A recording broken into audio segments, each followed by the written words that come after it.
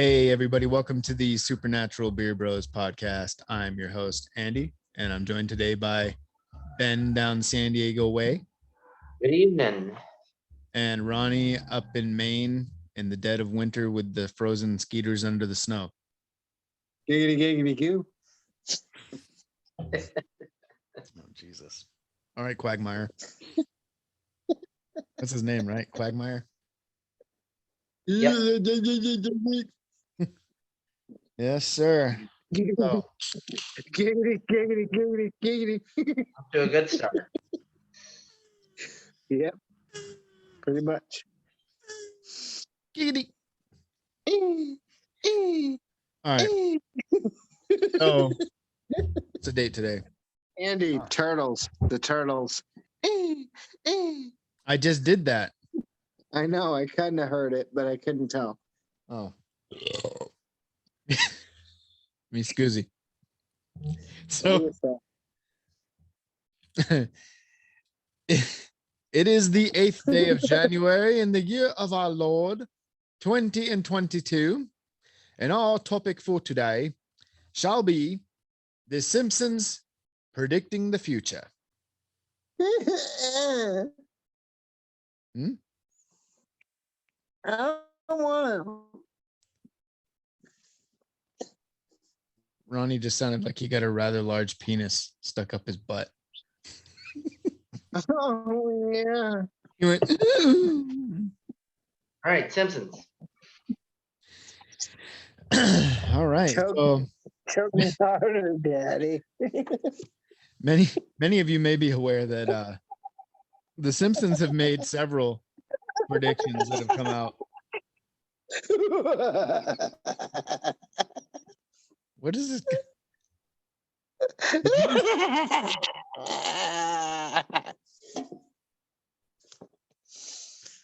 Did you just take a hit of nitrous or something? What's the matter? I said, choke me harder, Daddy. All right. All right, Ronnie is clearly bummed. Should we restart? Holy shit. Okay, No. okay, I'm done. All right, go ahead. Go ahead. Go. You got yourself under control? Yep. Yep. All right. So the Simpsons made a lot of predictions that people claim came true. And we're going to get into some of those today. Oh, hold on. I'm not doing this right. Wait, what the fuck? All right, share screen. Yeah, there we go. I'm sharing screen now. What the hell is going on? Oh, shit. There's Simpsons. Yep. 30 times the Fox comedy successfully predicted the future. Okay. Yep. So this one was published September 28th, 2018. Okay. Okay. Across 30 years and more than 600 episodes, Fox's The Simpsons, while serving as a foundation of modern comedy, has had many moments and that have manifested themselves in real life. In a world where truth can often be stranger than fiction, things that writers pitched as jokes were able to, much like late Poochie. What's Poochie? I have no idea. Much like late Poochie. Late Poochie. Poochie. Really, a character or a person, because the Poochie. Yeah, I've never heard of it though. Is it Poochie or Pookie? It might be Pookie. Looks like an H though. I know it is an H. It's Poochie, so that's Poochie, right? Yeah. Yeah, but in another language, it may be Pookie. Could be. All right, so much like the late Pookie, elevate out of frame and make their way to a new dimension.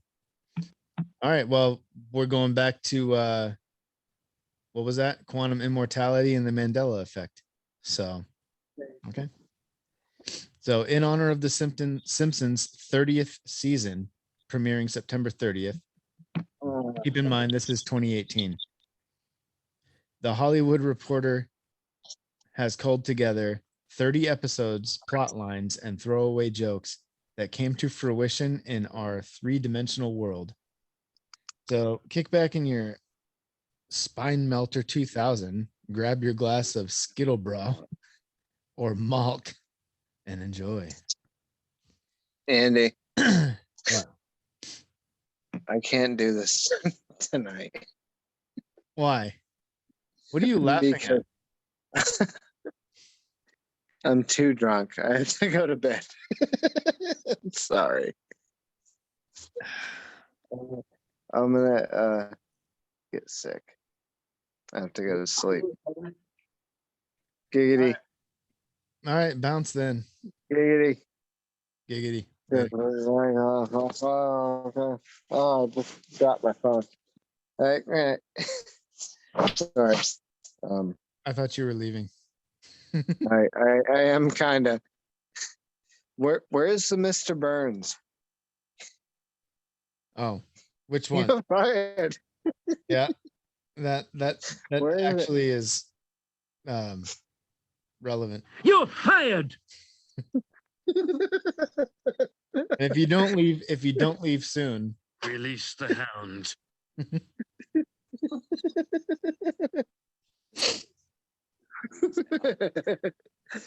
All right, Andy. All right. I can't tonight.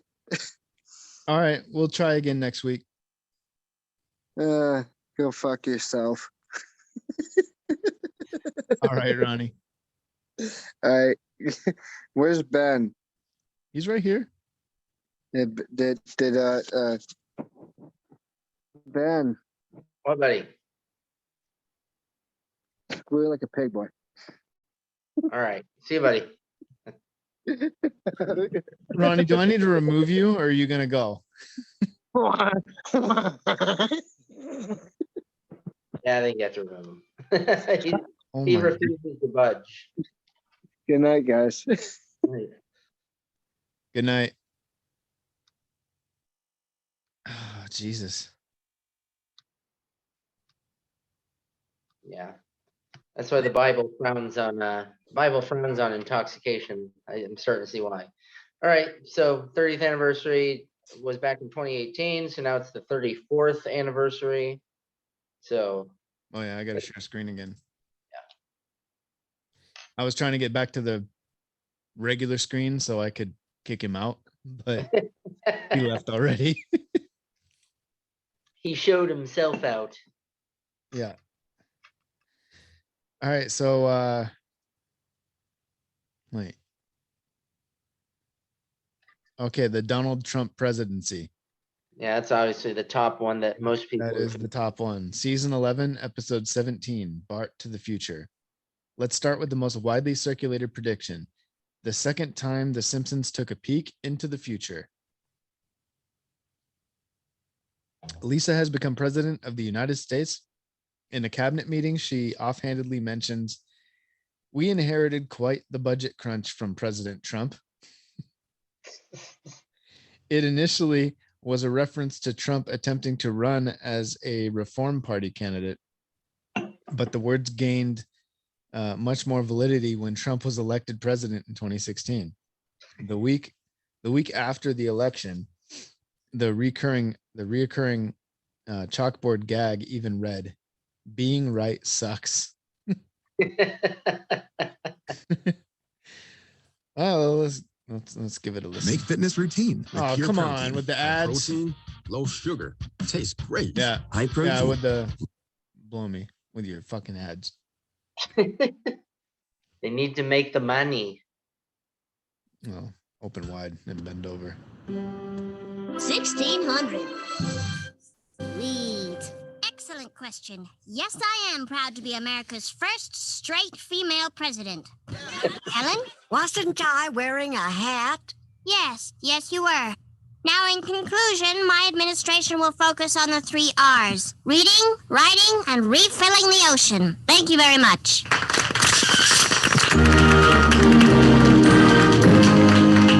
As you know, we we've inherited quite a budget crunch from President Trump.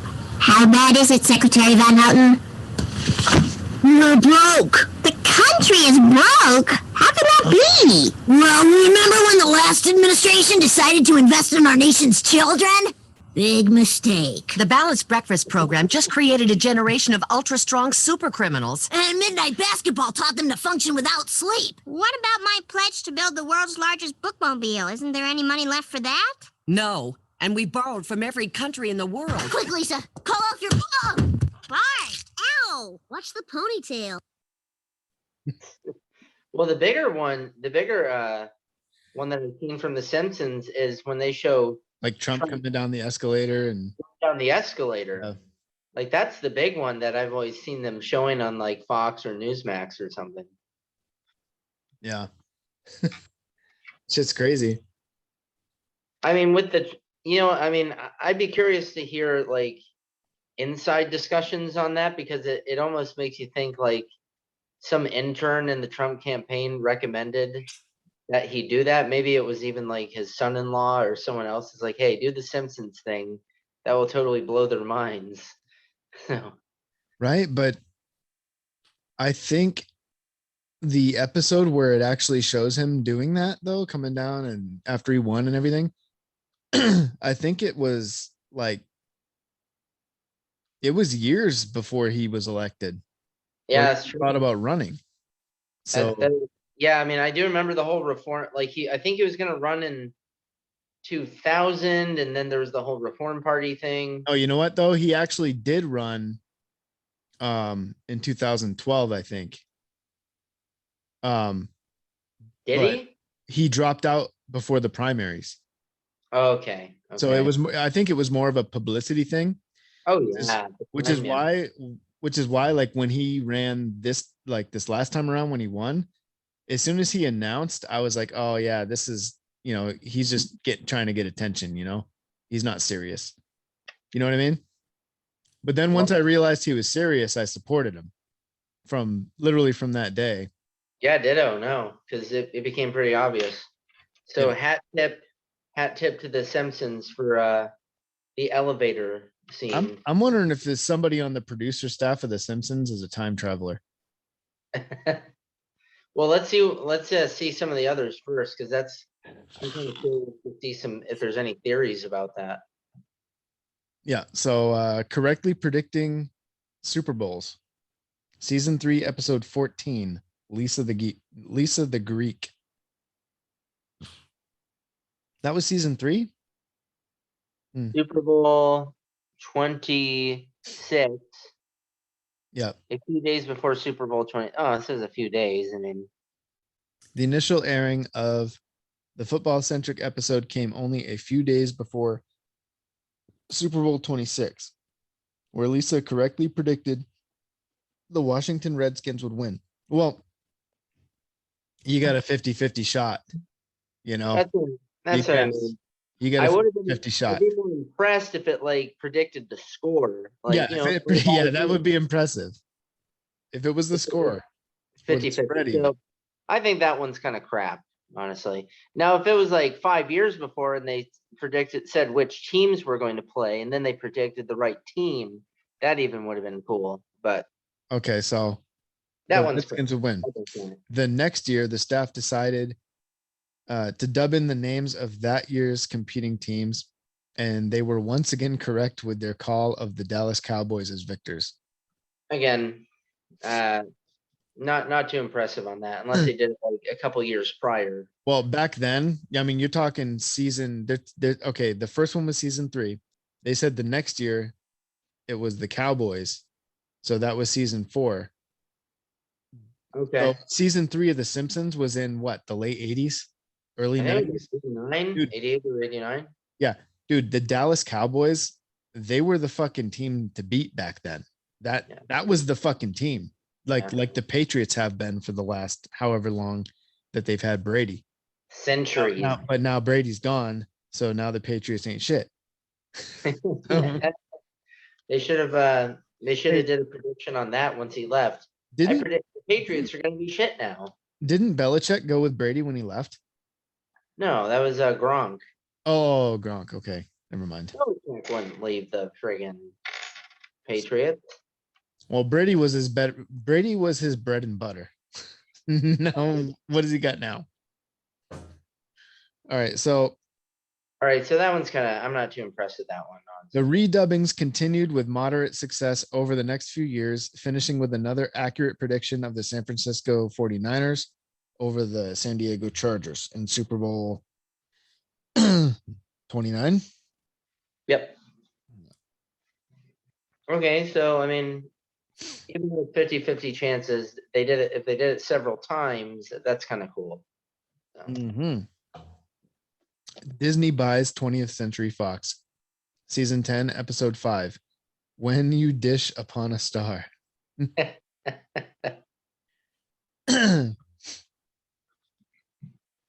Okay, so I'm assuming that's this video here. Yep. Oh wait, one. Yeah. It is Yeah. this video. So, an establishing shot at the end of the celebrity heavy When You Dish Upon a Star shows the 20th Century Fox logo with a division of Walt Disney Company below it. Yeah, Yeah. it's there clearly in Simpsons animation. There it is. Called it. Does it say how long before it was that occurred? I don't know, when did that acquisition occur? Ooh, acquisition. I'll look it up. Wait. When did Disney? How do you spell acquire? AQUIRE, right? What did they take? 20th Century Fox? Yeah, right. 2019. So yeah, they definitely must have predicted that a while before. It says December 4th, 2017. Oh, well, what am I? When did Disney acquire 20th Century Fox? December 14th, 2017. Okay, I'm seeing Disney purchased 20th Century Fox for its acquisition of 21st Century Fox. The studio's current name was adopted on January 17th, 2020. So, yeah, I see March 20th, 2019. So when did season 10, episode 5 air? Probably season 10. That must have been the 90s. Yeah. So probably 20 years. like at least 20 years. Wild. That's insane. All right, smartwatches. Season 6, episode 19, Lisa wedding. Well, I'm pretty sure didn't Star Trek predict smartwatches and smartphones pretty much? I mean, I remember there was a History Channel episode, this kind of show on like Star Trek's predictions. So Star Trek. Well, let's find that out. Let's see if they own that or not. Smartwatches, you said? Yeah. On Star Trek.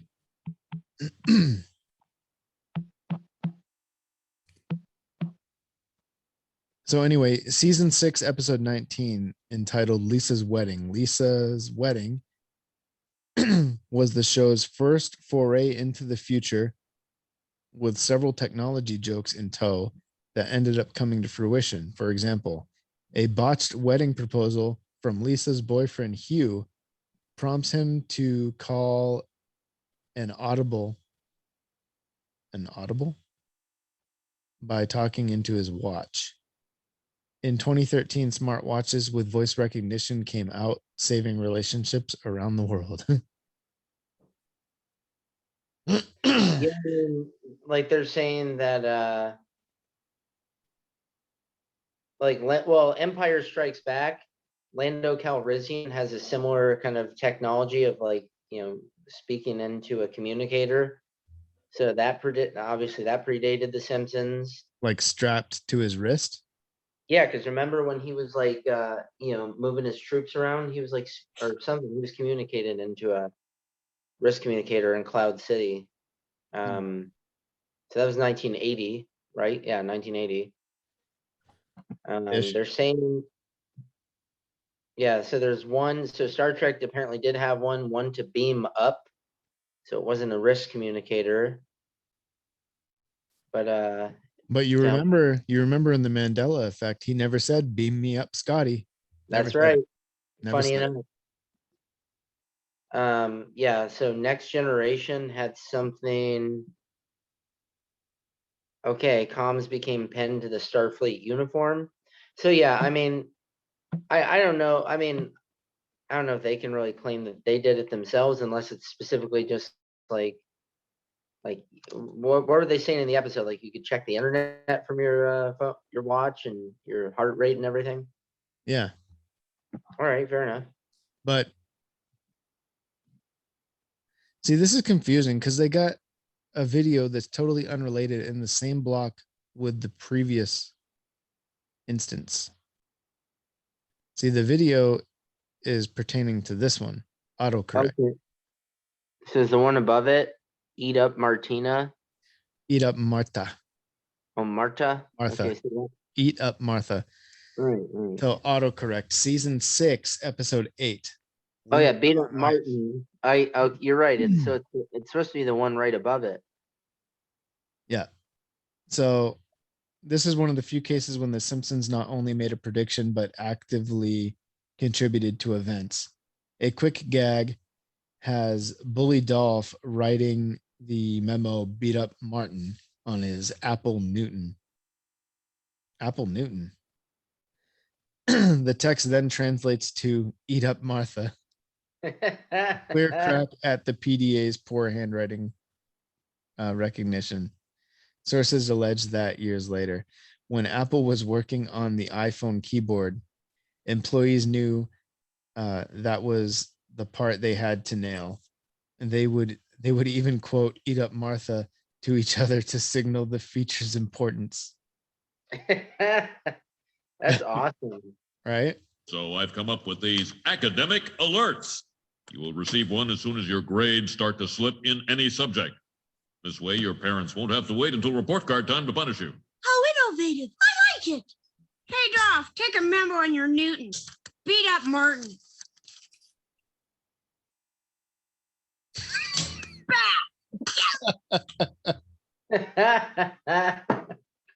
That's awesome. Great.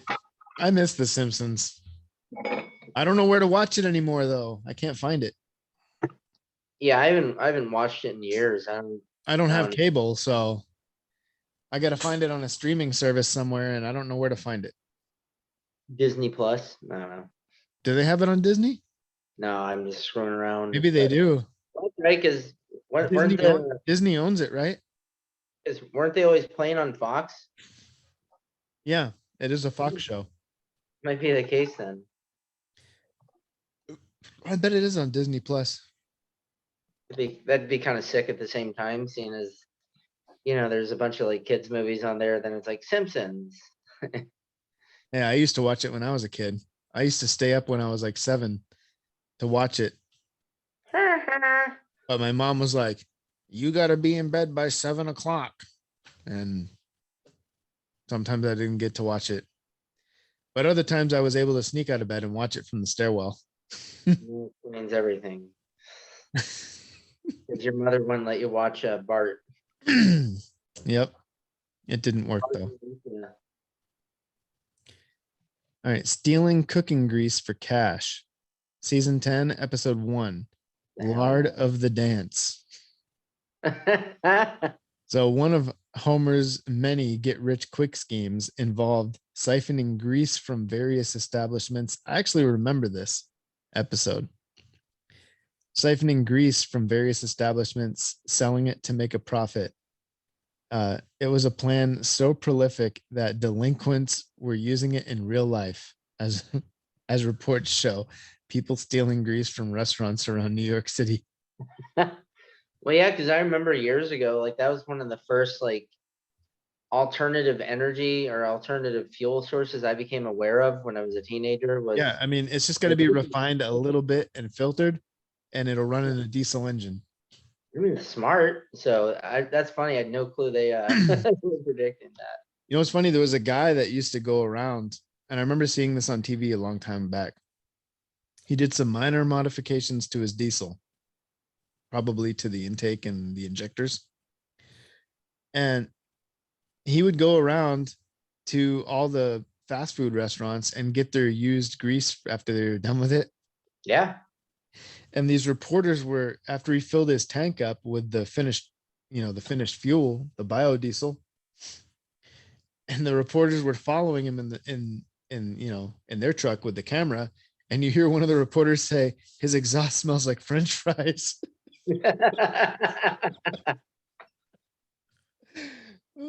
Yeah, I guess that's the one aspect of it, which would kind of, well, I guess I'd rather smell that than like, exhaust. So Yeah, or a big black cloud of friggin' diesel smoke. rather smell some good old Mickey D's fries. Right. Say what you want about McDonald's, but McDonald's has the best fries.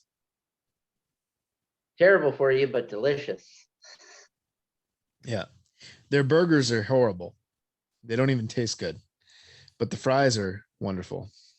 Yep, that goes to actually, I don't know if you have the Habit up your way, but we have a Habit burger. Pretty good.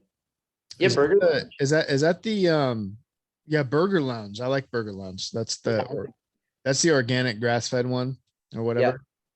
It's expensive, but it's good. It's good for occasion. So yeah. So You know what? The Homer- fries, you know what? I take that back. Burger Lounge's fries are the best. They're thin, aren't they? They're thin, but Yeah, I like they 'em. use some kind of they use like a garlic salt seasoning instead of the regular just plain salt. Yeah, I'm gonna have to go get some tomorrow for family gathering. Oh, they're friggin' delicious. Those fries. Yes, sir. So Homer was beating the biodiesel crowd, but what season was that? Season 10, episode 1, Lard of the Dance. They were on fire in season 10 for their predictions. All right. Right. All So right,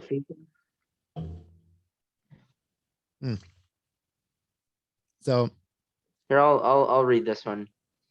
So FIFA's corruption scandal and World Cup results. Wow, season 25. So that's really jumping ahead. Episode 16. You don't have to live like a referee. That's funny. The Simpsons take on the World Cup involves Homer being brought into the world of refereeing, mainly due to the FIFA organization having a shortage from. dude. Ben.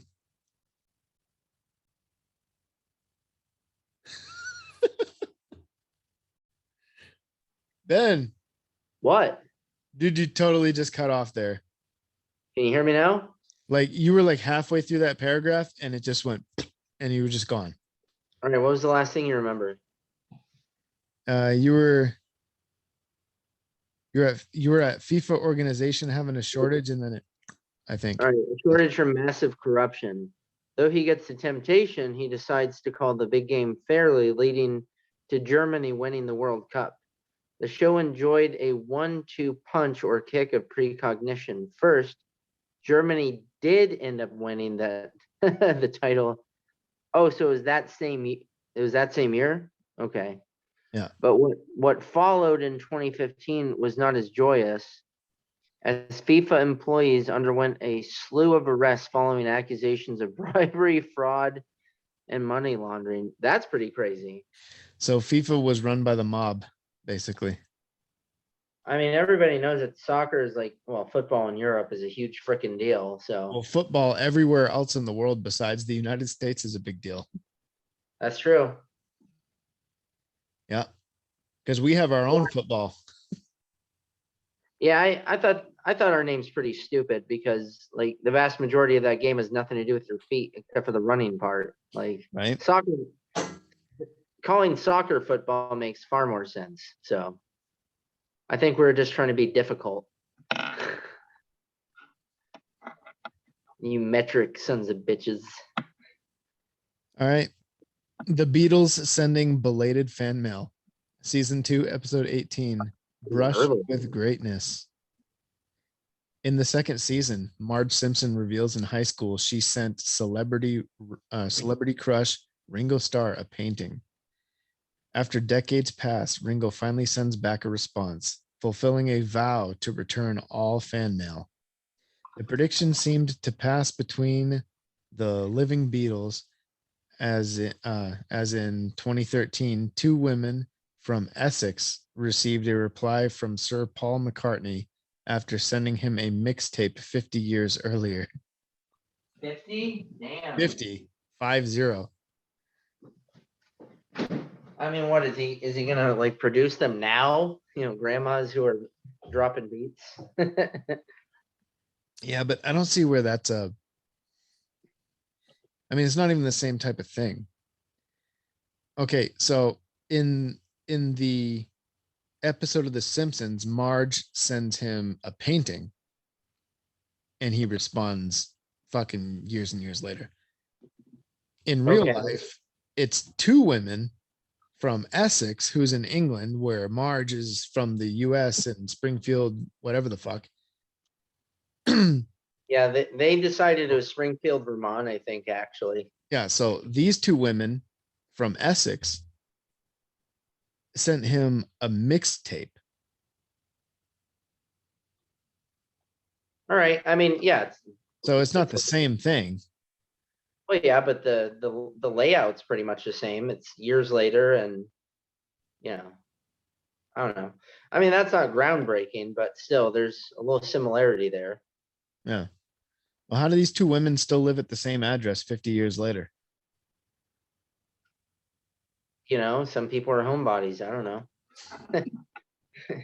Maybe it's like in New York City, a lot of people stay in the same place because of rent control. Like, Oh, this next one, dude. I remember this, and this is nuts because it is true. Oh yeah, Siegfried and Siegfried Roy. and Roy Tiger Attack, season 5, episode 10, Springfield with a $sign. Mr. Burns decided to build a casino in Springfield with Vegas references abounding. One came from Gunter and Ernst, a clear Siegfried and Roy analog, whose act ends in tragedy when their white tiger Anastasia attacks them. Though this one is a bit more understandable given the dangers of working with wild animals. Roy Horn was also attacked 10 years after the episode aired. Let's play that one. I'm kind of curious. Dude, the episode, the animation looks just like what actually happened, except for the tiger riding the fucking unicycle.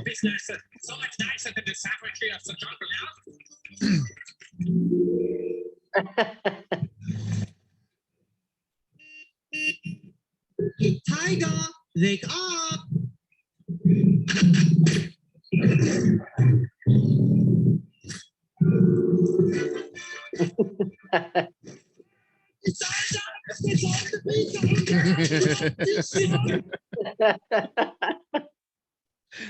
Right? Oh, that's crazy. The tiger having a damn flashback. Yeah. That's crazy.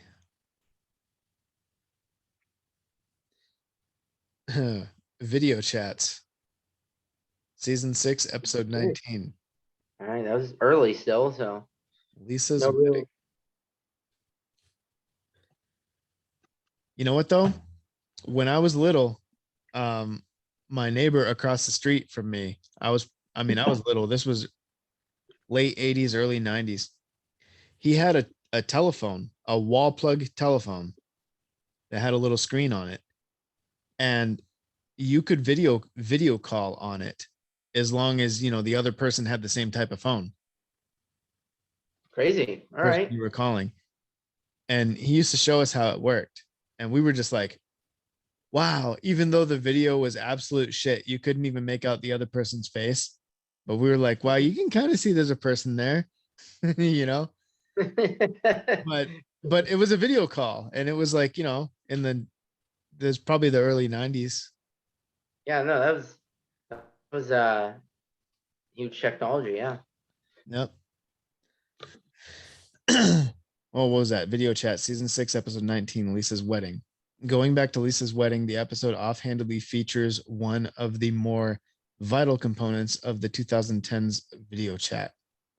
The style of communication throughout the episode is visual via a screen, not by phone. In a world that runs on Skype, Google Hangout, and FaceTime, this is one prediction the writers had to see to believe. All right, that's a good one. That's a pat on the back to them. Huh. All right. US wins gold in curling. Season 21, episode 12. Boy meets curl. Yeah. Okay. Okay. I mean, my guess is it was the same year as the. Dream. It appears Team Sweden will clinch the gold, and they are over the moon with joy. Joy is. Who let Homer Simpson on the US Olympic team? USA! USA! The Swedish flag.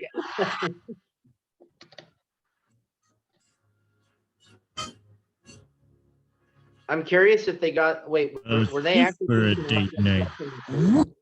What was that? Were those their actual opponents that year? Um, I'd just be curious if they got the other numbering right. That'd be cool. I was against them. And by the way, I think I actually love watching curling too. Like I remember watching it that year and getting hooked on it. Like I thought it was a pretty great sport. So I think it's like watching flies fuck. Okay. It's almost like watching golf. Golf is fun to play. It's boring as fuck to watch. Oh, that's what I mean. It's different when you're a participant. So like I could see where curling would be fun as like a drinking game if you're playing it, but to watch other people play it, not for me. yeah, I was gonna join a curling club to try it out. Yeah, I think it would be fun to play, especially if there's beer involved. But watching it, yeah. No, I agree. It's a little different. Not just different, it's boring. Nah. To watch? That's I don't know. I think the precision's really impressive. Like, Well, I mean, I'm like that. I'm like that with every sport, though. I like to play more than I like to watch. bad guys isn't fun unless you're doing it yourself.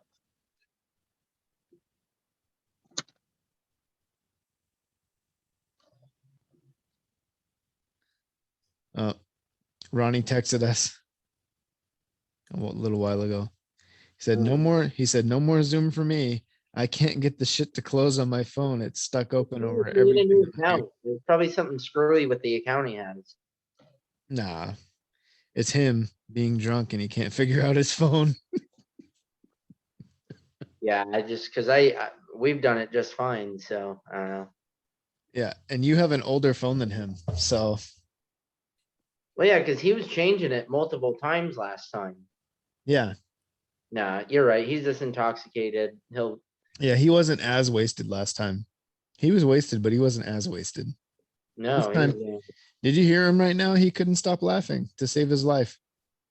I didn't know what was so funny, but Yeah, I didn't either. Me and you were both sitting here like this, looking at each other like, what? What's going on? Yeah, that's why I don't really do that kind of thing anymore. Yeah.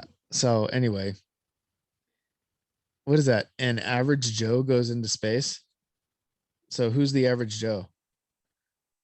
Deep Space Homer. This is 2018, so they're not talking about Bezos and his crew. Okay, so it says in 2013, the UK held a contest to turn an ordinary person into astronaut.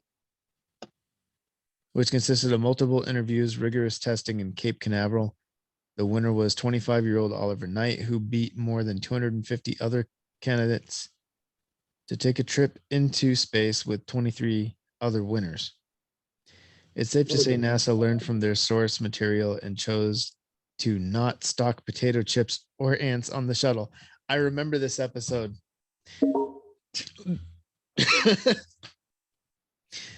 Homer rips a bag of chips open and like he accidentally rips it in half and the chips go flying everywhere. And the real astronauts on board are like, "Oh no." He's like, "Get the chips. They'll clog the instrumentation." And Homer's like, "Don't worry, I'll handle this." And he's like doing like flips and barrel rolls as he's like eating the chips flying through the ship. And it's playing that music as he's doing it. That's like da na na na na na na na na. And then all of a sudden you see this little ant crawl over the fucking control panel and crawls down inside of a button and then shorts out the whole board. And then the ship has no controls. Oh, yeah. Right, called it. Nice. Yeah, that was a good one. Don't let ants on board your spaceship. Nothing but bad news. And don't allow a fat fuck like Homer Simpson to have potato chips. Like, yeah. Guess not. Well, usually astronauts are like super toned, super like. They have to healthy. be. If you were a big fat shit like Homer Simpson, you wouldn't be able to survive the G-forces taking off in a rocket. I forget what season it was, but I remember he was going to Mount Everest to scale the mountain, and like he used up like 10 or so oxygen tanks just climbing up like 30 feet. Yeah. Like, we got to turn back. We're out of oxygen. He looks back and the lodge is right there. And he's like, "Oh no." And then he was like, because they were even making fun of health bars, because health bars used to taste like shit, and obviously they've improved since then. But it's like, oh, these health bars are made out of old Chinese newspapers. Oh, Mao died. Yep. The Simpsons predicted Lady Gaga's Super Bowl performance. Well, they get a side-by-side comparison here, Ben. So let's see if it's true. Right? Let's see if it holds water. Did Lady Gaga get her inspiration for her Super Bowl halftime show from, of all things, The Simpsons? With uncanny accuracy, 4 years ago, the show actually predicted she'd fly through the air. Just look at the similarities from the 2012 episode. Gaga flies over concert goers, just like the real Gaga flew over football fans but I don't Sunday see night. And firework look at the boobies. outfit. Gaga wore boots with her Versace costume, just like her Simpsons character. Gaga sat at the piano during her show. Once again, same as The Simpsons. Even the dance routines look similar. All this has folks asking if the Simpsons writers have some sort of crystal ball. You may recall that they predicted a Donald Trump run for the presidency. That's the one you were talking about. Back in 2000. Gaga isn't saying what her inspiration was, but all signs point to The Simpsons. Well, here's the thing. So Madness. Oops. Like, because like, especially with the technology people, a lot of them are watching Simpsons when they were kids and teenagers. Yeah. Like, that's the kind of crowd. Like, the technology crowd are going to be primarily people like that.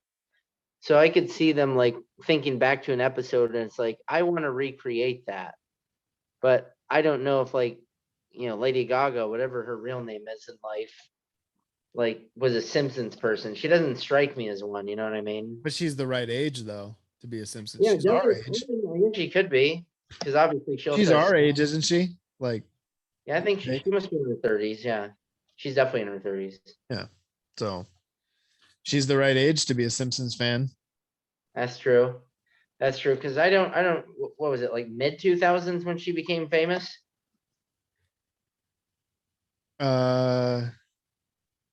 I think I was in the army still, so between 05 and 08. Oh, so you're beating off in the barracks to Lady Gaga. Oh, right. No. I never found her that attractive, but still. I wanna hold them like they do in Texas, please. No, I'm trying to think. I don't remember the first time I heard one of her songs, but I think it was back when I think I was in the military, and I was in the military between 05 and 09. So somewhere in there, That sounds about, it's probably closer to the 09 portion. probably. Well, funny, yeah. I don't know if she was a fan, but obviously that's pretty hilarious that they did that. I doubt she listens to us. Oh no, I highly doubt it. She'll never do this. Well, maybe one day she'll hear me tell you how I don't find her attractive. She's gonna be devastated. I don't think she'll care, but it's fine. Exactly, she fucking won't. Yeah. She probably got dudes beating down her door. I would think so. Michelangelo, Yeah, your turn. You read. right? Can you oh, there we go. Am I visible still? Yeah, I see you. All right. Covering up Michelangelo's David, so this is season 2, episode 9. Itchy. I forgot about Itchy and Scratchy. Oh yeah. Itchy and Scratchy. The video's unavailable, but I guess that's for the next one. In an early episode, Marge attempted to get the hyper violent cartoon Hold on a minute, pairing. Ben. Hold on a minute, Ben. Real quick. Now you see why the video is gone. Holy shit, you're right. Faulty voter machines, season 20, Yeah. episode 4. Now you see why YouTube took it down. Yeah, that's The a same discussion. reason they took down our zombie episode. Because we're on to something. Well, I mean, fuck this Michelangelo thing. Yeah, so I mean, they're gonna take down a Simpsons cartoon because they called out what many politicians of like. There's videos of Democrats attacking. Oh my God. The video machines. Ever since the Trump election in 2016, there's videos all over the internet, people with their fucking phones on those voter machines pushing to vote for Trump or to vote for another Republican. And they push the Republican's name and the screen flashes says, "Thank you for your vote for the Democrat," whatever his name was. Yeah. There's fucking videos everywhere. There's hundreds of them, thousands all over the internet. So, I mean, and there's video of major Democrat leaders like Elizabeth Warren attacking the reliability of voting machines, but now it's like all of a sudden safest ever. So that's insane. They've blocked that video because of that very issue. yeah, now that we brought this up, they're going to block our video too. Oh, so this is around the 2008 presidential election. Yeah. Well, see, I'm surprised they blocked it because Homer was attempting to vote for Barack Obama, but instead they counted it for John McCain. Yeah. See, so they got it backwards, but still, it brings attention to the unreliability of voting machines. See, that's just regime. That literally is fascism. Like people. It's communism. Well, yeah, but I'm talking about that pairing of the state and private entity and partnership, like in that collusion. So yeah, I mean, true, but this is communist style censorship, though. Yeah, censoring unfavorable opinion. They're such scumbags. So that's the video they block. Anyhow, that makes me mad. Let's move on. I've seen the video before, though. Anyway, so.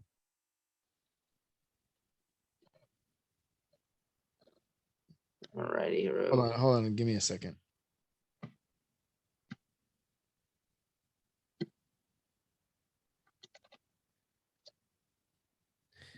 Yeah, I got a text right now. Yeah, so faulty voter machines, fucking YouTube. Fucking fascists.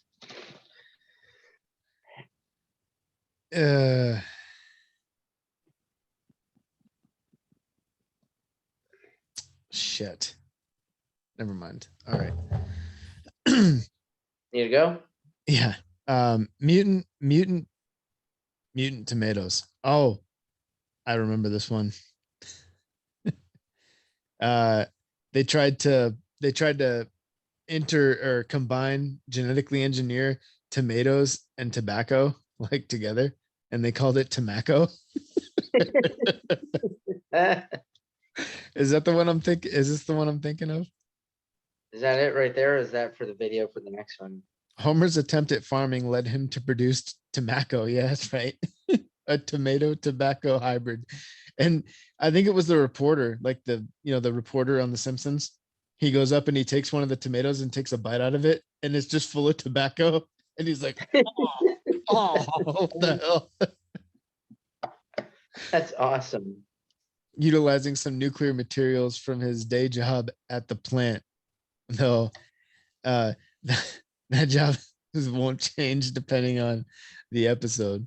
In 2013, satire mutated into reality as fruits and vegetables near the Fukushima Daiichi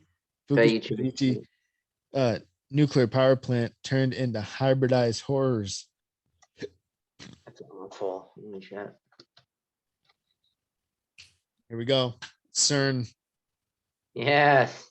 Homer Simpson discovers the Higgs boson. I remember hearing about this, but this was years before CERN discovered it. Yeah, because that was 2012, I think. Or that was the other test that was 2012. I forget. Yeah, I think so. There was a test in 2012 at CERN. I just can't remember if that was related to the Higgs boson. Yeah. So let's see here. Getting tired of holiday parties with relatives? Out of the house and go. Blow me with your fucking ads. That movie does kind of look interesting. I like the whole World War I thing going on. Playing only in theaters. I'm Ryan McCaffrey for your IGN Science News. Homer Simpson, yes, a fictional character, may in fact be a scientific genius. As it's been revealed, he predicted the mass of the elementary Higgs boson particle more than a decade before scientists did. As The Independent reports, a new book called The Simpsons and Their Mathematical Secrets by Dr. Simon Singh reveals Homer came startlingly close to figuring out the truth back in an episode from 1998. In The Wizard of Evergreen Terrace, Homer becomes an inventor. Though the creations he remains most famous for devising include the electric hammer and the makeup gun. I'm not sure why that didn't catch on. I remember that The scene in episode. which he's depicted in front of a blackboard bearing an equation actually works out the mass of the previously unknown particle. Singh said, quote, "That equation predicts the mass of the Higgs boson. If you work it out, you get the mass of a Higgs boson that's only a bit larger than the nanomass of a Higgs boson actually is." It's kind of amazing as Homer makes this prediction 14 years before it was discovered. The Simpsons is the most mathematical TV show on primetime television in history, Singh says. A lot of the writers on The Simpsons are mathematicians, end quote. Indeed, the Daily Mail reports scriptwriter David X. Cohen contacted an old high school friend, David Sheminovich, who is an astronomer at Columbia University, and the first equation on the board is largely based on his work for predicting the mass of the Higgs boson, depicted by H0. Singh added, quote, "The equation is a playful combination of various fundamental parameters, namely the Planck constant, the gravitational constant, and the speed of light. If you look up these numbers and plug them into the equation, it predicts a mass of 775 giga-electron volts GeV, which is not unreasonably higher than the 125 GeV estimate that emerged when the Higgs boson was discovered in 2012, end quote. The existence of the Higgs boson, or God particle, was theorized by Professor Peter Higgs back in 1964 and explains why the building blocks of the universe have mass. Proof wasn't found until 2013 when the Large Hadron Collider detected a particle fitting the bill, and it only cost $13.25 billion to figure it all out. The physicists at CERN, along with Higgs, received a Nobel Prize. For all your weird science news and Simpsons news, stay right here on IGN. You know, that's like a legit, like, mind-blowing, near prediction. Maybe Homer Simpson should get a Nobel Prize. Or the writers, the staff writers. That's wild. Like, cause that's not like, a sports game playing the same year. That's like a major scientific breakthrough 14 years later. That's wild. Yeah. That's fucking nuts. And it makes Goes on. it makes you wonder if someone at the at CERN didn't like have that equation like on their desktop just to screw around and saw that it matched up to their work later. Yeah. So the Albuquerque Isotopes. Season 12, episode 15, Hungry, Hungry Homer. Oh. Really? Look at what they remove. Anything having to do with a fucking virus or anything. YouTube will take it down. They're so disgusting, man. Fucking YouTube. That's some wild shit, man. Yeah, look at I mean, it isn't even mentioning coronavirus. Don't say it. Don't say that. The coof. It says Ebola. Anyway. Well, because Albuquerque. it's a racist virus because where it comes from. Yeah. Apparently. So the Albuquerque Isotope, season 12, episode 15, Hungry, Hungry Homer. This one is less so a prediction, but more the show inspiring a real life event. Hungry, Hungry Homer involves Homer going on a hunger strike to protest his baseball team in Springfield, or the Springfield Isotopes. So they moved to Albuquerque. So that's what he's protesting, Springfield to Albuquerque. All right. So only about a year later, the Calgary Cannons minor league team relocated to New Mexico, and the Albuquerque Tribune ran a poll for the new team name. The fans came out in droves, and much to Homer's chagrin, the Albuquerque Isotopes became a team.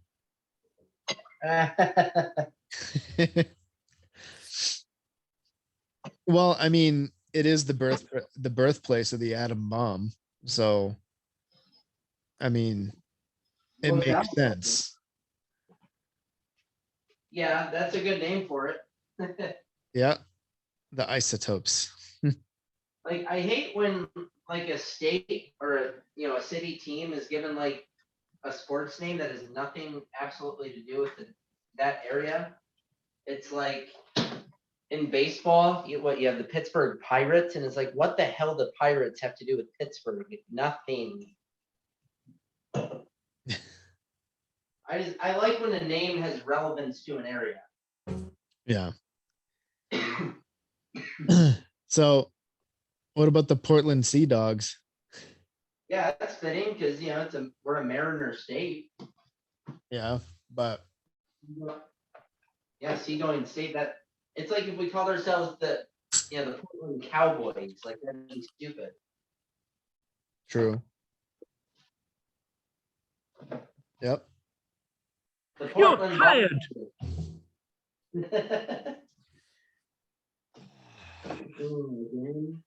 Now, if you would kindly see yourself out. Release the hound. Don't threaten me with a good time. Right. Anyway. All right, where are we at? The Shard. All right, well, here's the deleted video, the Ebola outbreak, season 9, episode 3. Lisa. Yeah, I'll read this one. Because apparently they don't want anything to do with virus outbreaks now on the show on YouTube because of Macoof. That's what I call it. Even though this has nothing to do with the coof. Yep, and it's got nothing to do with the hokey pokey. Dr. Baby Mengele. Yeah, Baby Mengele. In an episode, so this was primarily set in 1990. I'm 4 years old. Marge attempted to cheer up a forlorn Bart with a reading of Curious George and the Ebola virus. Though the disease had existed before the episode, Ebola had its largest outbreak on record in 2014. Yeah, I remember that. in 2015, affecting more than just a curious little monkey. Yeah, I remember that. I was working where I'm working at now, which is, I won't mention where. And I was all concerned about it because I know Ebola is a pretty nasty bug. Yeah.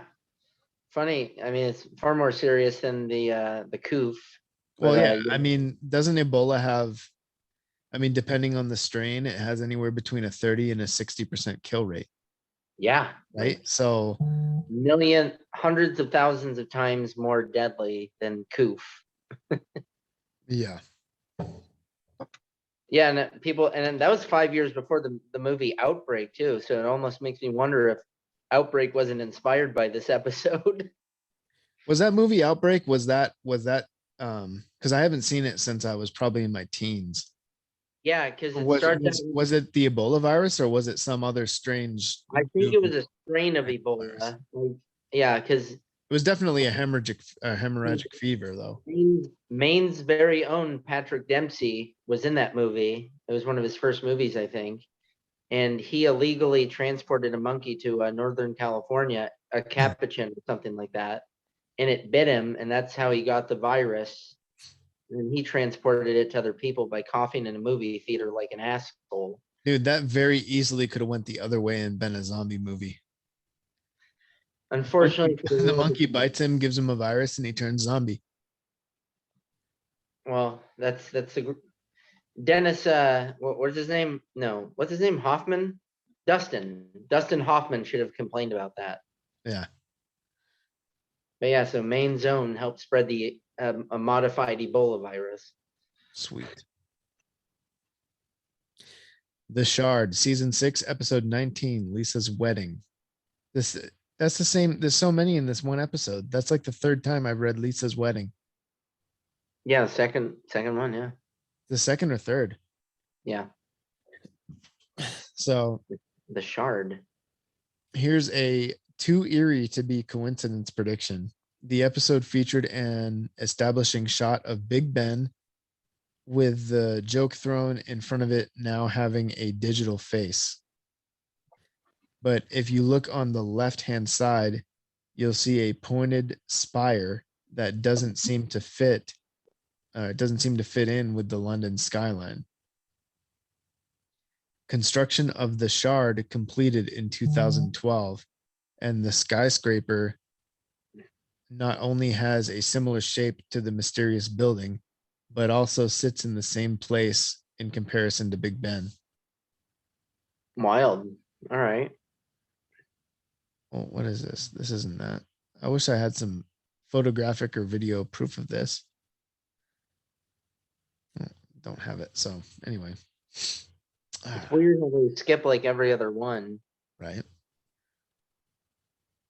So banged. You know what? If they had a Trump clip like showing Trump in The Simpsons, I'm sure they would have took it down. Oh yeah. Oh yeah. I guarantee it. I'm just surprised uttering his name wasn't enough to ban the other one. Right. To give him the Voldemort treatment. He who shall not be named. Yeah, that's what I was gonna say. I was gonna say anytime we mention Trump on here from now on, we're gonna say he who shall not be named. Or he whose name shall not be spoken. Let's just go French on this and call him L'Homme Orange. The orange man. L'Homme Orange. Oh Jesus. I mean that's the level of the insanity. Yeah, it's a straight up, what do you call it? What do you call it when it's like a thing? It's like you're just attached to, you can't break it. Damn it, I need to get in the medical field. I'm falling behind. Psychosis, is that it? I don't know. A mental illness. Trump derangement syndrome. Yeah, don't say his L'Homme Orange derangement syndrome. Okay, so he whose name shall not be spoken derangement syndrome. That's not going to fit on the license plate. Oh shit. So how do you say this name? Bengt R. Holstrom. Yeah, Swedish. So he wins Nobel Prize in Economics, season 22, episode 1, Elementary School Musical. The Simpsons is known for creating what are known as freeze frame gags, visual references that would go nearly unnoticed without a pause button at the ready. In the season 22 premiere, Lisa and her group of friends have logged a prediction sheet for the Nobel Prize announcements. Though Milhouse would lose out on his prediction that Bengt R. Holstrom would win in economics, everything would be coming up. Everything would be coming up him. In I think it's a weird turn of phrase, but yeah. Yeah. So he was basically 2016 was going to be a good year for him. Yeah, the dynamics of that sentence tripped me up. Well, yeah, because usually it's like, Up him. 2022 is going to be all Andy. Like that's how you would say it. Like from The Office, I remember there's an episode where Daryl was like, 2011 is coming up all Daryl. Right. It's 4 a.m. You kids should have been in bed a half hour ago. We're watching the Nobel Prize announcements live from Stockholm. Ooh, the Nobies.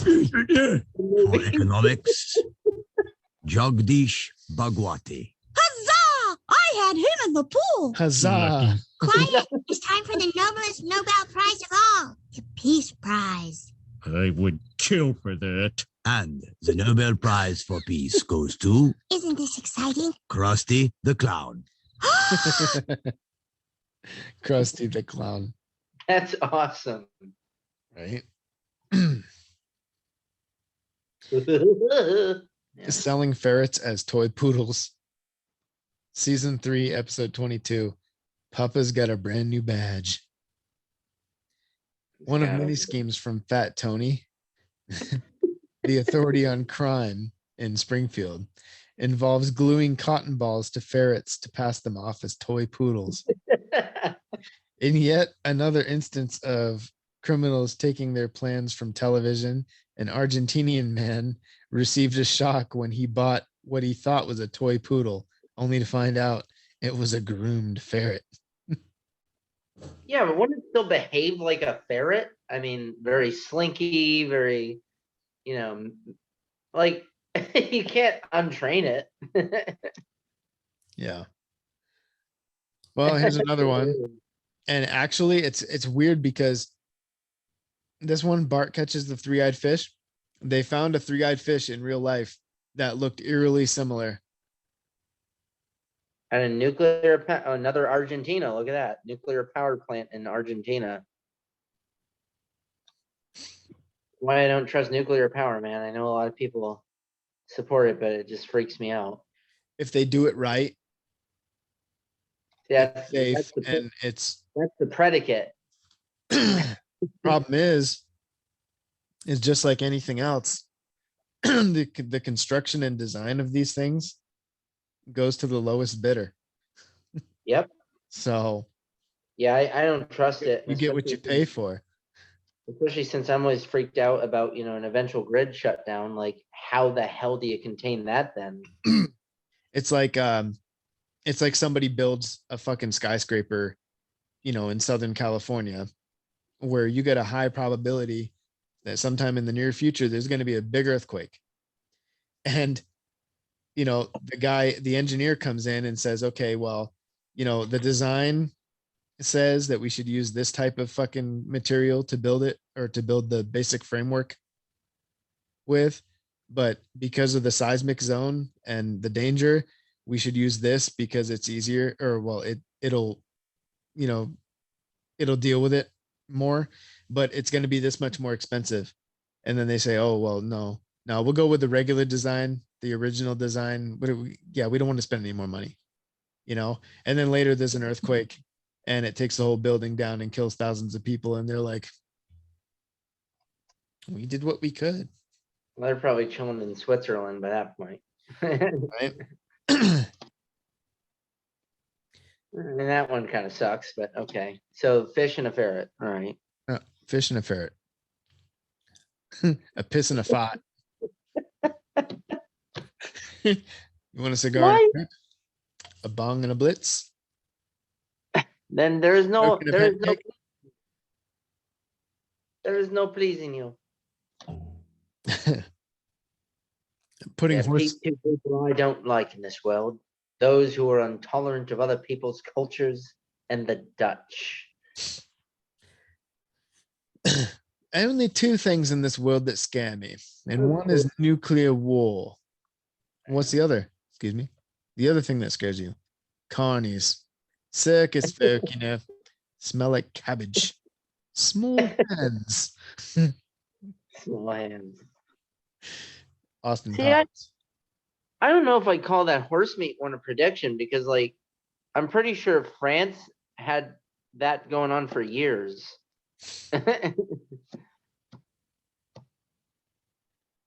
People have eaten horse for hundreds and hundreds and thousands of years. So, Yeah, this one doesn't count. yeah, not a big deal. All you can eat. Doing it all you can eat. Doing I an all remember you this can eat one restaurant. too. New kid on the block. Fucking fatties. Homer's hunger is cartoonishly insatiable. So much so that in one episode he gets kicked out of a seafood restaurant after pursuing an all-you-can-eat deal, only to sue for false advertising. This legal discourse has made its way into courts in 2012 and 2017. Ironically enough, the latter even happened in Springfield, Massachusetts. That's awesome. You know what though? I remember this episode too. Like literally, he's eating the place fucking broke. Well, here, let's listen to that one. That's a good one.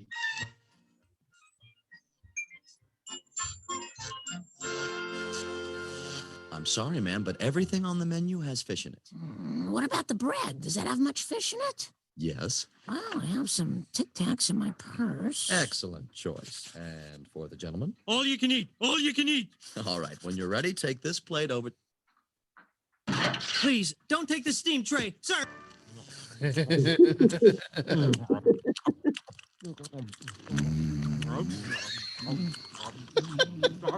That man ate all our shrimp and 2 plastic lobsters. Tis no man, tis a remorseless eating machine. Six bells, time for closing. Can't talk, eating. Fairly warned be thee, says I. I was speaking like a pirate Yoda. But the sign said all you can eat. The sign said all you can eat. That's disgusting. Right? He's like,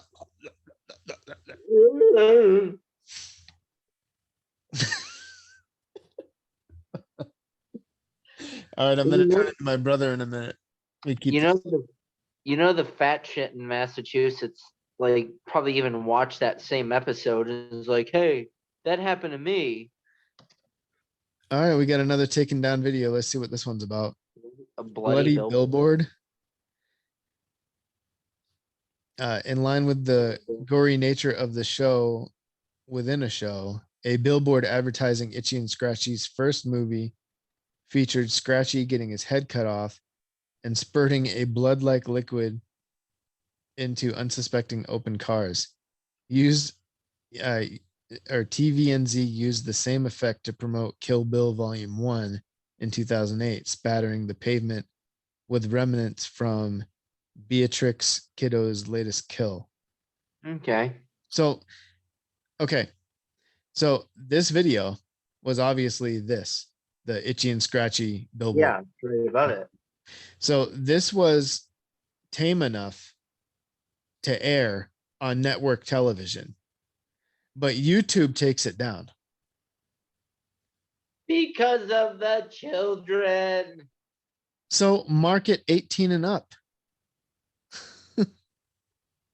Well, yeah, because I've had to do that for videos where I've had to log in just to verify my age. So Every one of our shows, every one of our videos is 18 and up. Right? Yeah. I don't set it where kids can watch because we use a lot of language and talk a lot of things that children shouldn't be listening to. So The boy's gonna have to grow up at some point. Oh my God. All right. This is ridiculous. So what's Whacking Day? Season 4, episode 14. Whacking Day. Ooh, I've heard of this. All right, you go for it. The eponymous holiday, which involves killing as many snakes as possible, slithered its way into the real world. The Python Challenge is an annual event where people wade into the Florida Everglades to defend the population of Burmese pythons, whose overpopulation endangers the diverse Floridian wildlife. Yeah. No, they have, I think DeSantis actually did that one year. Oh, did he? I think so. But yeah, you get some good old boys, getting into the swamp and probably cooking up them Burmese pythons once they catch and kill them. Yeah, you'll never get me wading through a swamp with alligators and pythons all over the place. That's why I love cold MFing weather, because it kills those old bastards. Or you just move to Maine, where there's nothing like that in existence in the Well, world. yeah, I'm saying, because you have assholes who transport like exotic animals, but They don't so survive the winter. and then they dump them and Rangeley Lake or whatever. But then it's like, okay, he's there for a little bit. Winter will handle this bastard, no problem. Once it drops below 30 degrees below zero, He's gone. he's gonna freeze solid, and that's the end of him. And when he thaws out, all of his cellular structure will be destroyed, and he ceases to exist. The more you know. Right? So the next one, Homer Simpson having a beer with Stephen Hawking. That's my problem with Florida, is like every body of water, even going down to a puddle, you have to watch yourself because something's probably waiting to kill you in even a puddle. Like, fuck that. But you know what though? Florida is probably the state with the most freedom in this country right now. It's true. You got to give them that. Minus freedom of, the freedom of safely walking on sidewalks. But otherwise, yes, it is the freest. Yeah. As far as the lack of government tyranny, Florida's the freest. That is true. Yeah. So, I mean, I think I can deal with a few alligators and some pythons if I got freedom. Give me freedom or give me alligators. I don't know. Homer having a beer with Stephen Hawking. The Donut-Shaped Universe, Season 10, Episode 22. They saved Lisa's brain. Your theory of a donut-shaped universe is intriguing, Homer. I may have to steal it. Wow, I can't believe someone I never heard of is hanging out with a guy like me. All right, it's closing time. Who's paying the tab? I am. I didn't say that. Yes, I did. So, No. He goes, dope. Donut-shaped universe. Oh my God. What was the prediction? So there we go. When celebrated cosmologist Stephen Hawking made his first appearance on The Simpsons, the writers couldn't resist the opportunity to put the world's smartest man and the world's stupidest man in one room, sharing discourse over beers at Moe's Tavern. Hawking says, "Your theory of a donut-shaped universe is intriguing. I may have to steal it. Though there has been a genuine theory that the universe is shaped like a donut or torus since it's been around since the 80s. So it's not a prediction. It has resurged in popularity in the new millennium." Oh, the NSA spying scandal, The Simpsons movie in 2007. Right, so in 2007, The Simpsons leaped to the big screen. That's when they also made it official that it was Springfield, Vermont, with its penchant for predictions not far behind. When Marge discussed her plan to out government secrets, we were taken to the headquarters of they say we were, but it should be she was probably taken to the headquarters of the National Security Agency. Inside, there's a room full of monitors, with a whole staff listening to phone calls in the hopes of catching America's Most Wanted. It was almost as if the real NSA was listening in on the film, as the 2013 Edward Snowden, revealed the public numerous secret surveillance programs. And they came out with a Snowden movie a few years ago. Yeah, but which you know what though? All that shit Snowden was talking about, Alex Jones was talking about that shit back in the mid 90s. Oh, really? Yeah. You remember when digital cable first came out and you had the big digital cable box? Yeah, I think so. Yeah. Alex Jones got on air on video and took one of those boxes apart and held the microphone and the camera in that box up in front of the camera. Wild. No, I box. remember that. And he said, "You see how they're spying on you?" That's crazy. You know, people can think what they want about Alex Jones. He's a little over the top and he's a little too energetic with his arguments, but the man has been right a lot. Damn Skippy. Yeah, he has been. Well, it looks to me like I'm at the end of my article. So I think some of those are like not as impressive, honestly, like predicting a sports team. But at the same time, if they did it several times throughout, the show's history, then that's actually pretty impressive. I'll give them that, because I mean, do it once and fail several other times, no big deal. To do it several times successfully, okay, give them a little credit. But that kind of brings up the point that if they do have a number of like mathematicians or mathematical people on their staff, then maybe they're like running, algorithms on the team's success and making determinations that way. I don't know. But like what was the really surprising one that they did? Oh yeah, the Higgs boson, that's wild. Like that blew my mind. Yeah. That is crazy. I've heard about that one before too. And you know what though? Like in the intros, you know how the intro to the show, and every episode Bart is writing something different on the chalkboard. There's been a few examples where the thing that Bart is writing predicts the future. And I don't remember what they were, but I remember there's a few examples of it. Let's try to find that real quick. Let's see if they have examples of it. Oh shit. Yeah, but we're recording. We're not talking about anything now, so I'm gonna have to edit. Right. Bart.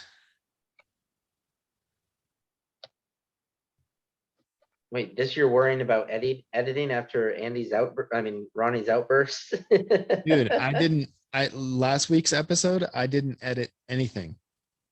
All I did was post it. I didn't edit any of it. Nice. Simpsons.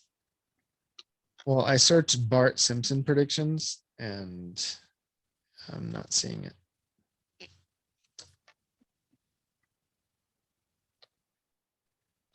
Yep, I don't see nothing. Not for Bart. I know I saw it though. It kind of makes me wonder sometimes, if like because I would think like government agencies sort of utilize popular television shows for like, I don't know if necessarily behavior modification, maybe that's a thing, but just seems like they would be. Or you go back to the natural law and the rules that the elites kind of follow for themselves, where they have to tell you what they're going to do before they do it. Because if they tell you and you do nothing about it, then you're giving them consent and they can't do anything to you without your consent. Right. So maybe that's what this is all about. Maybe we put it in the Simpsons episode. They put it in the Simpsons, yeah. Right? Could be. Well, and I just, because you're not hearing about this about other shows, this was like probably the most watched show of the 90s. You know what I mean? Well, the most watched show of an entire generation. That's what I'm talking about. It's So, 30 years of The Simpsons. and that's what I mean. You're not hearing this about some other like nonsensical show or whatever like this. You could see them like involving themselves with this show to, you know, tacitly, not tacitly, but covertly relay intentions because of the outreach potential or the social impact too. What was that movie? It kind of reminds me of that movie, Grumpy Old Men, I think, where the old man's dad, like the super old guy, the skinny old guy with glasses, and he's like, you know, he's like, my doctors and all my friends and everybody, they told me to stop eating bacon every day. They told me I was gonna take a dirt nap. To stop drinking and smoking, or I was gonna take a dirt nap. And he's like, I still do all of those things, and I do them every day.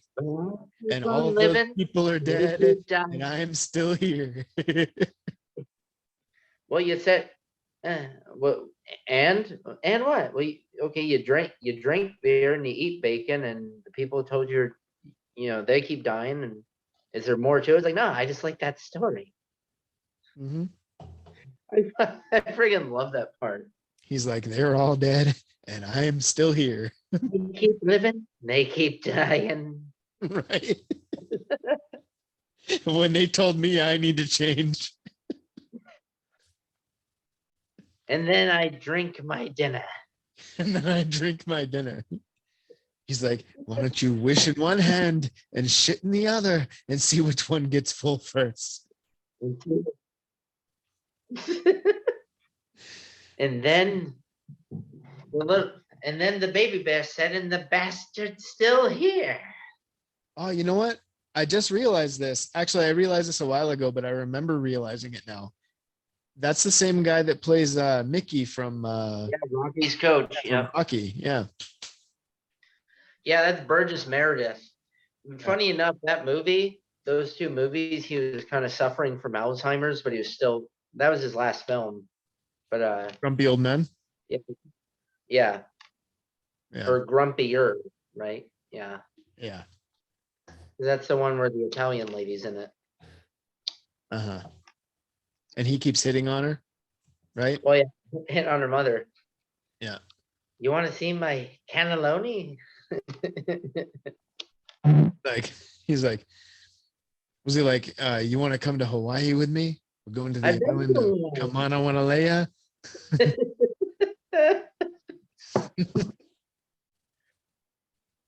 Dirty old dude. Yeah, because in the first one, and the grumpy old man, he's like, I've laid more pipe than Wabasha. What was it? Like Wabasha plumbing or something? I've laid more pipe in this town than Wabasha plumbing. Right. Probably has too. Well, it's cold up in Minnesota, boy, so you got to stay warm somehow. Yeah. Just, share body heat with some, as they said in City Slickers too, we need to hug. Yeah, it always starts that way. It almost never ends that way, though. We can hug. Yeah, so I think we have neared the end of our Simpsons topic. We have. Haven't we? So Higgs boson wins the day. Those writers should get an award or an honorable mention. yeah, that would be my vote too, because in the actual episode, you see Homer writing down the actual equation. And this is years before these physicists even devised. This is years before they even devised the equation. Like CERN wasn't even built yet, I don't think. Yeah, but I mean, even these theoretical physicists that made up the equation that they later proved using CERN, this was years before they made the equation, and Homer's writing it on a board. The dumbest man in the world predicted it. So, yeah, so hands down, that's the best Simpsons one. Easy. I agree. I mean, look, anybody could have, well, it might have been easy for them to predict Trump because Trump was talking about running for president 30 years ago. Like, yeah, he was on Oprah Winfrey back in, I think it was in the early 90s, I think, or maybe late 80s, talking about running for president. And Oprah was asking him if he would consider running for president. Well, he's probably because he's switched times. Yeah, but now Oprah's like, oh, he's a fucking horrid racist and he's the most evil man on the planet. But she was practically begging him to run for president 30 years ago. And that's the thing. Like, I think that's a leading mental health issue in this country. No, not issue, crisis. Mental health crisis in this country is cognitive dissonance. Like this blatant, like holding two opposing ideas or issues equal in your mind. Yeah, but you know what though? Nobody ever accused Donald Trump of being a racist until he ran against Hillary Clinton. Exactly. And it's like, hey, how is he a racist? He's running against an old white woman. Like, you know what? There's a difference. There's a difference between being a racist and being an asshole. Well, he's just a New Yorker. That's his problem. Yeah, I mean, but you know what? Yeah, well, not all, but a good majority of New Yorkers have that abrasive. Well, New York City residents, yeah. Like they have that abrasive personality. Upstate New York is a totally different area. Yeah, we're talking about city people. But you know what? And I don't even think Trump's a racist, or not a racist, but I don't even think he's an asshole. I think he's just a showman. He's just dude, he's just a fucking guy that speaks his fucking mind, and damn the consequences. And I admire that. He's worked in the construction industry for years. He's around blue collar people all the time. They're cursing, they're talking tough, so he's going to do the same thing. You know what? I'll tell you right now, dude. If I ran for president and I won, the very first thing that I would do after my inauguration is walk into the Senate chambers or whatever, the House chambers, with all of them in there, all of those assholes. And I would get up there on the podium and I would one by one name them off and flip them all off. You're all fucking assholes. That's the first thing I would do as president. Kind of a Saddam Hussein thing, except you're not having them offed. Yep. I'd be like, look, I'm a nobody and I'm the number one guy. So what are you going to do about that? It's the ring, bitch. Fuck you. Fuck you. You're cool. Fuck you. Fuck you. It reminds me of Dave Chappelle's, I don't know if you remember this skit, but the player haters ball, where it's like, I hate you. I hate you. I don't even know you, but I hate your guts. I hope all the bad things will happen to you and no one else but you. Oh, did you see the one where the skit where he does where when keeping it real goes wrong? Yeah, fucking great. He's like at a bar or whatever, and this fucking dude walks in, like steals his girlfriend, and you see him, he's like, and he's watching him walk away with his girl, and he's like, I keeps it real. And he goes up there and like pushes the guy or whatever, and he's like, little did he know that this guy was a 10th degree black belt, and he was only at the bar that night to try out his skills. And he's like, and this is like a narrator's voice. He's like, and what ensued was the most epic ass whooping in history. His skits are the freaking best, dude. Yeah, dude, Dave Chappelle was great. Yeah, like check out Player Haters Ball later. It's funny as shit. Yeah, I'll check it out. Hey. All right, so we are definitely at the end now. I can still see the shore from the mast of the ship. Yeah, you know what? The sea didn't get too foamy tonight. No, land ho. It did a little bit, but we're not facing gale force winds today. Yeah, the cause of the storm are our own personal Jonah. They come with Hurricane Ronny. Our own personal Jonah, Ronnie, Ronnie Jonah left the ship.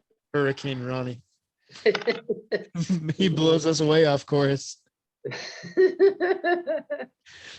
So, all right. So our Instagram is SBB Pod, and the email is supernaturalbeerbros@gmail.com. You can DM me at the Instagram or email me at the email. Bitches, gripes, complaints, suggestions.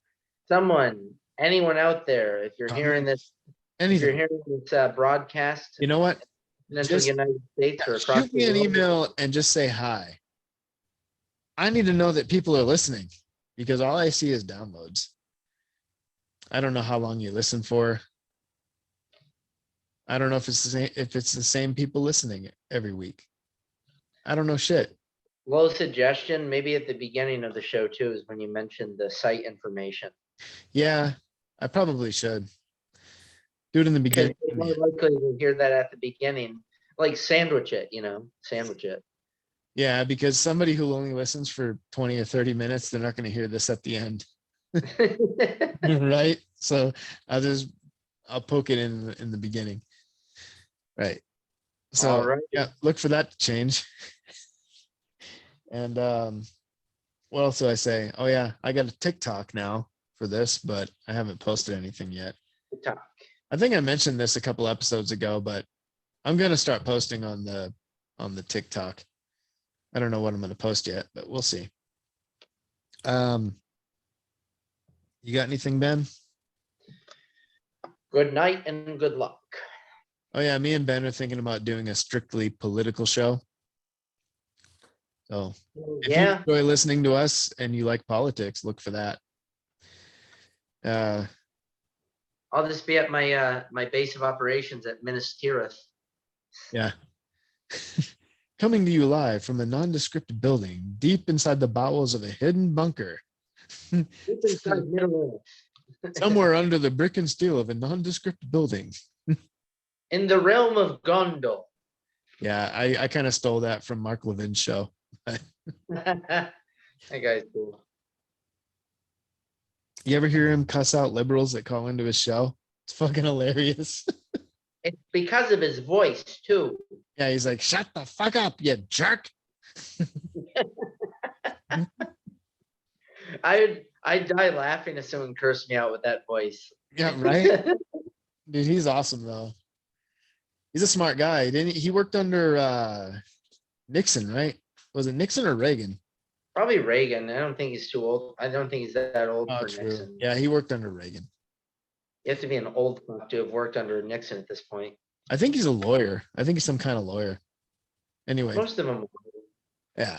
So now he spends his time podcasting and selling books, which is cool because his stuff is good. So no, the fog is starting to appear on the horizon. Well, we have reached the conclusion of this broadcast. Third time this evening. Yep. So this has been the Supernatural Beer Bros podcast. And Ben and I are signing out.